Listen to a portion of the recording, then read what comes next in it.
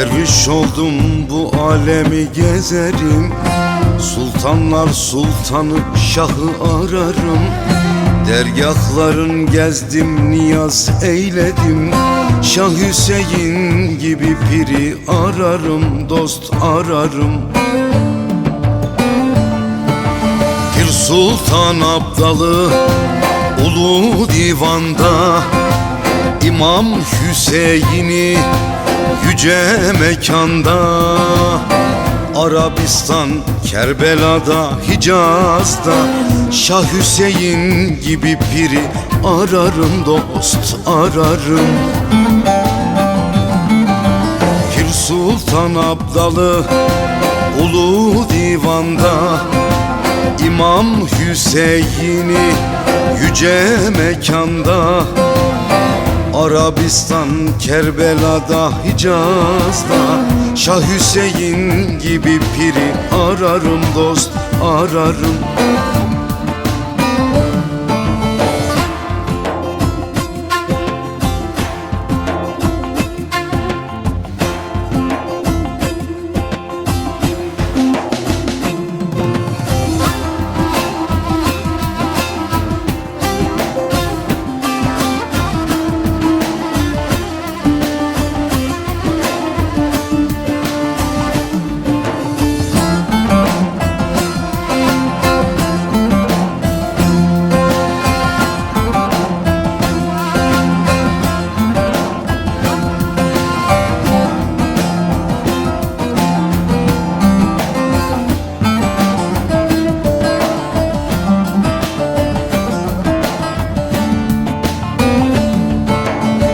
Lale-i sümbüle, türküyü saza, Hacı Bektaş gibi sırtımda aba.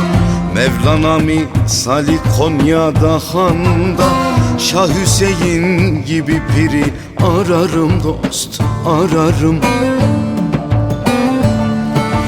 Pir Sultan Abdalı ulu divanda, İmam Hüseyin'i yüce mekanda.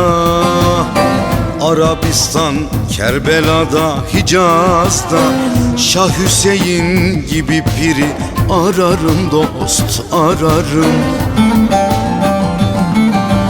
Pir Sultan Abdalı ulu divanda, İmam Hüseyin'i yüce mekanda. Arabistan, Kerbela'da, Hicaz'da Şah Hüseyin gibi piri ararım, dost ararım.